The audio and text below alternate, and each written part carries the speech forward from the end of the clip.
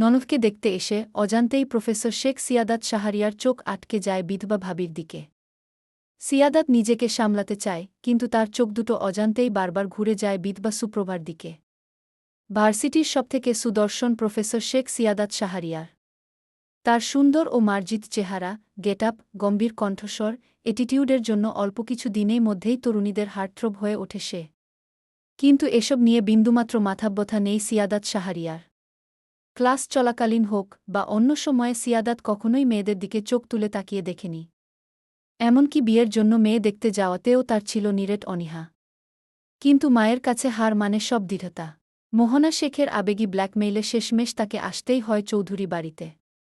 চৌধুরী বাড়ির একমাত্র কন্যা নোরা চৌধুরী। ঢাকা বিশ্ববিদ্যালয়ে অধ্যয়নরত। সৌন্দর্যের সঙ্গে পাল্লা দিয়ে বেড়ে ওঠা অহংকার, জেদ আর একরোখা স্বভাবের মেয়ে সে।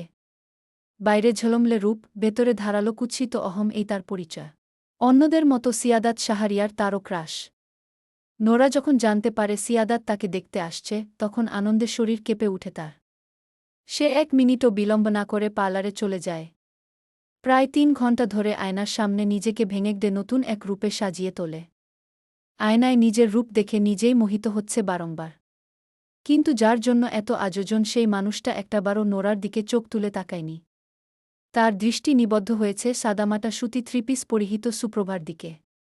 মুখে প্রসাধনীর লেশমাত্র নেই। তবুও কত স্নিগ্ধ, কত মোহনীয় লাগছে। মনে হচ্ছে যেন সদ্য ফোটা গোলাপ। সিয়াদাত খুব বেশি সময় তাকিয়ে থাকতে পারে না। কেমন যেন নেশা ধরে যায়। হৃদয়টা অচেনা কোনো তালে নেচে উঠে। সুপ্রভার হাতে চায়ের ট্রে। একে একে সবাইকে চা দিয়ে সিয়াদাতের সামনে চায়ের কাপ এগিয়ে দেয় সে। কিন্তু সিয়াদাতের সেদিকে কোনো খেয়াল নেই। তার দৃষ্টি আটকে যায় সুপ্রভার হরিণীর ন্যায় কাজলকালো চোখ দুটোর গভীর খাদে। ভীত হরিণীর চোখ যেমন সুন্দর হয়, তেমনি তার সামনে দাঁড়িয়ে থাকা ভীত তরুণীর চোখ দুটো ভয়ঙ্কর সুন্দর লাগছে। যে মানুষটা সারা জীবন নৈতিকতার কাঠিন্যে নিজেকে বেঁধে রেখেছে, যে প্রফেসর কোনোদিন কোনো নারীর দিকে দৃষ্টির ঔদ্ধত্য দেখায়নি, আজ সেই প্রফেসর নির্লজ্জের মতো একটা বিধবা মেয়ের দিকে তাকিয়ে রয়েছে। একজন প্রফেসরের এমন নির্লজ্জতা বেমানান। তবুও সিয়াদাতের মন মানতে চায় না।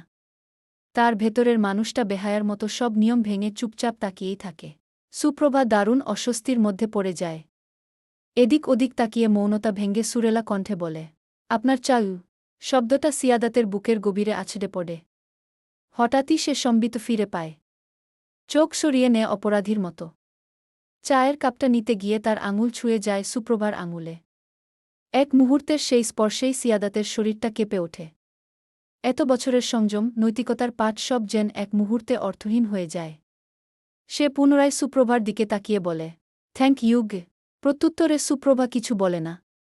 নিঃশব্দে কিচেনে চলে আসে। এতক্ষণে সবটাই নোটিশ করছিল নোরা। সিয়াদাতের হাবভাব মোটেও সুবিধাজনক লাগছে না। সুপ্রভার দিকে অমন করে তাকানোর পেছনে নিশ্চয়ই কোনো অভিসন্ধি আছে তার। বিরক্তিতে চোখ সরু হয়ে আসে নোরার। ইচ্ছে করে সুপ্রভার চুলের মুঠি ধরে বাড়ি থেকে বের করে দিতে। কিন্তু সে খুব ভালো করেই জানে এটা কখনোই সম্ভব নয়। তার বাবা মা সুপ্রভাকে বাড়াবাড়ি রকমের ভালোবাসেন। সুপ্রভাকে বাড়ি থেকে বের করার কথা বললে তারা নোরাকেই বাড়ি থেকে বের করে দিবেন। নোরা বারকরেক শ্বাস নেয়া। লজ্জা শরমের মাথা খেয়ে সিয়াদাতের উদ্দেশ্য প্রশ্ন ছুড়ে দেয়া, আমাকে কেমন লাগছে স্যার? নোরার কথা সিয়াদাতের কর্ণগোচর হয় না। সে ঈশিতা চৌধুরীর দিকে তাকিয়ে রিনরিনে গলায় বলে, আন্টি, এইমাত্র যে মেয়েটা সবার হাতে চায়ের কাপ তুলে দিল সে কে? ও সুপ্রভা। আমার বড় ছেলে নোমানের স্ত্রী।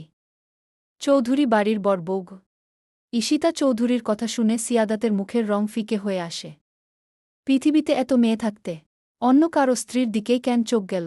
প্রশ্নটা সিয়াদাত নিজেকেই ছুড়ে দেয়া। বুকের ভেতর কোথাও যেন তীক্ষ্ণ একটা খোঁচা লাগে।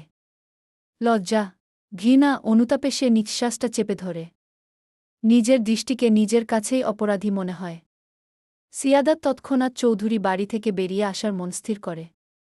ঠিক সেই মুহূর্তেই মোহনা শেখ বলে উঠেন, নোমান তো আরও 5 মাস আগে মারা গিয়েছে। তাহলে শুধু শুধু মেয়েটাকে এ বাড়িতে রেখেছেন কেন আপা? ছেলেটাই যখন থাকল না, তখন ছেলের বউ দিয়ে কী হবে? মোহনা শেখের প্রশ্নে মুখটা পাংশুটে রূপ ধারণ করে ঈশিতা চৌধুরীর। কিন্তু তার দাপট ভাঙ্গে না। বরং তিনি আয়েশি ভঙ্গিতে চায়ের কাপে চুমুক দেন। তৃপ্তির ঢেকুর তুলে বলেন, আমি কথা দিয়ে কথা রাখতে জানি মোহনা। সুভাকে যখন চৌধুরী বাড়ির বুক করে নিয়ে আসি, তখন সুভার মৃত্যু পথযাত্রী বাবাকে প্রতিশ্রুতি দিয়েছিলাম সুভাকে সারা জীবন মাতৃস্নেহ দিয়ে আগলে রাখার। আমি, আমার হাজব্যান্ড দুজনের কেউই সুভাকে ছেলের বুয়ের নজরে দেখি না। ও আমার আরেক মেয়ে। নোরাকে যতটা ভালোবাসি, ঠিক ততটাই ভালোবাসি সুভাকে। আমার ছেলের হাজাত শেষ হয়ে গিয়েছিল বিধায় আল্লাহর ডাকে সাড়া দিয়ে চলে গিয়েছে। তবে নোমান সুভাকে আমাদের জন্য রেখে গিয়েছে। আমরা সুভাকে বুক দিয়ে আগলে রেখেছি।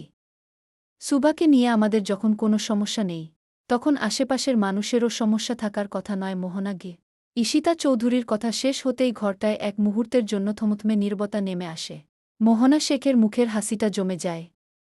চোখের দৃষ্টিতে যে কৌতূহল ছিল, তা ধীরে ধীরে রূপ নেয় অপমানের তীক্ষ্ণ ছায়ায়। তিনি সোফার পিঠে হেলান দিয়ে বসেন। চায়ের কাপটা টেবিলে রাখার সময় শব্দটা অযথায় একটু বেশি জোরে হয়। গলার স্বরটা পূর্বের তুলনায় নরম হয়ে যায়। আমরা বরং কাজের কথায় আসি আপা। নোরা মাকে আমার খুব পছন্দ হয়েছে। কি মিষ্টি দেখতে। ভাইজান তো এখনো আসলেন না। ভাইজান এলে এক্ষুনি বিয়ের দিনক্ষণ ঠিক করে রাখতাম। গুরুজনেরা বলেন শুভ কাজে দেরি করতে হয় না গি। মোহনা শেখের মুখের কথা মুখে থাকতেই আগমন ঘটে নোরার বাবা রৌনক চৌধুরীর। তার একটা ইম্পর্ট্যান্ট মিটিং ছিল। মিটিং শেষ করে 1 মিনিটও বিলম্ব করেননি। গাড়ি নিয়ে বাড়ির পথে রওনা হয়েছেন। তাকে দেখেই মোহনা শেখ মিষ্টি হাসেন। খুশি খুশি গলায় বলেন, আপনাকে নিয়েই কথা হচ্ছিল গু। রৌনক চৌধুরী রসিকতা করে বলেন, ঈশিতা আমাকে আবার দ্বিতীয় বিয়ে দেওয়ার পরিকল্পনা করছে নাকি? আমি ভাই এক নারীতে আসক্ত পুরুষ। দ্বিতীয় বিয়ে করার শখ নেই আমার গু। মোহনা শেখ হো হো করে হেসে উঠেন। পরক্ষণেই সিয়াদাতের গম্ভীর মুখ দেখে হাসি গিলে ফেলে সিরিয়াস ভঙ্গিতে বলেন, এতদিন মেয়েকে নিজের কাছে রেখেছেন, আদর ভালোবাসা দিয়ে বড় করেছেন। এবার আমাদেরকেও একটু সুযোগ দিন মেয়েকে আদর ভালোবাসা দেওয়ার গু। রৌনক চৌধুরী হৃষ্টচিত্তে বললেন, আপনারা যে আমার মেয়েকে সিয়াদাতের বউ করতে চেয়েছেন, এটা চরম সৌভাগ্য আমার। পার্সোনালি সিয়াদাত আমার খুবই পছন্দের। সিয়াদাতের হাতে নোরাকে তুলে দিতে আমার কোনো আপত্তি নেই গি। মোহনা শেখ বেজায় খুশি। আনন্দে চোখ দুটো ঝলমল করে উঠে তার। তিনি উৎফুল্ল গলায় বলেন, আপনাদের যদি আপত্তি না থাকে তাহলে আগামী সপ্তাহে আমরা নোরা আর সিয়াদাতের 4 হাত এক করে দেই। একটু বেশিই তাড়াহুড়ো হয়ে যাচ্ছে না? আমার একমাত্র মেয়ের বিয়ে বলে কথা। পুরো শহরের মানুষ জানবে রৌনক চৌধুরীর মেয়ের বিয়ে হচ্ছে। আমার মনে হয় আগামী সপ্তাহে নয় বরং আগামী মাসে হলে বেটার হবে।